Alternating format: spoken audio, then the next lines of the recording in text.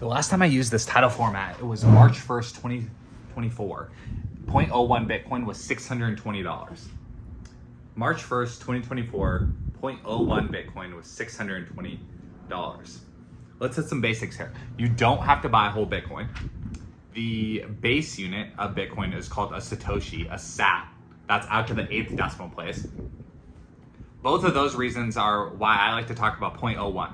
I like to say take it 0.01 at a time, because 0.01 Bitcoin it's like enough that you can just wrap your head around it, but it's still small enough to like feel bite-sized, right? So 0.01 and $1,100. 0.01 and $1,100. Right now, you know what your bank account balance is. You know what your savings account balance is. Your savings account, your high yield savings account or your low yield savings account.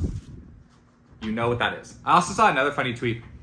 I don't know who said this, if this is a thing. It's like $1,000 is like one big boy dollar.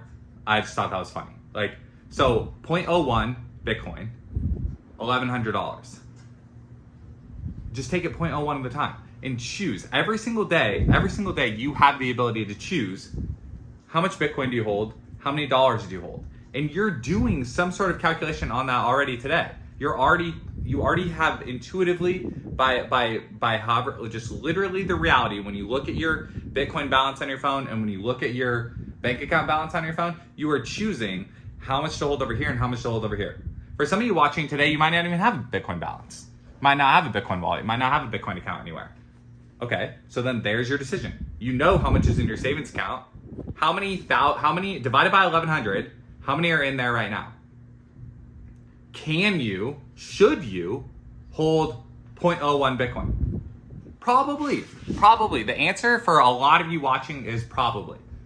And what's the reason for that? The reason for that is because dollars structurally devalue. Fiat money, United States dollars, structurally devalue. That's what inflation is. Buying goods and services gets more expensive. The price of things will never stop going down measured in dollars. Price of assets will never stop going down measured in dollars. If you want to be sophisticated, you watch a lot of personal finance YouTube, then you understand that deflation is another competing force. Technology is getting better, things are getting cheaper, different things are coming down, right? The price of TV is coming down. Then other things are exploding, right? So I don't try to spend a ton of time on like the deep in the weeds like economic definitions of deflation and inflation. Yes, they are competing forces. Yes, there's lots of things causing them. But I think sometimes economics tries to be overly complicated for reasons that don't serve you and don't serve me as people. There is a foundational truth that the dollar supply is expanding. It's a foundational truth that the fiat dollar supply is controlled by a committee of people that are making decisions based on human politics.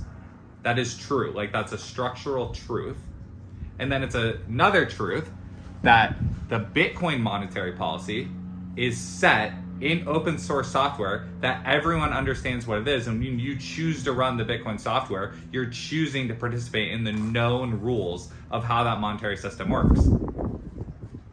I, for however many years it's been, since 2015 now, prefer the money where the monetary supply is known and open and just known, so everyone knows what it is and knows that it's not being changed around and tinkered with all the time.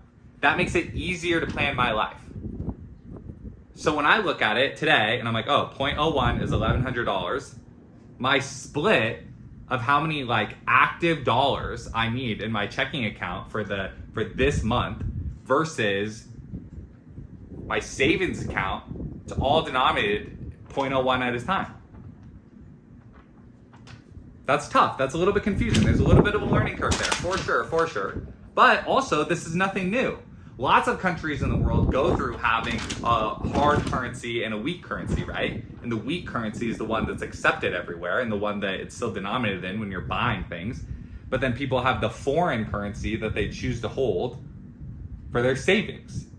they know that that's purchasing power is being eroded slower than the fast currency that's being messed around with by politics in their country.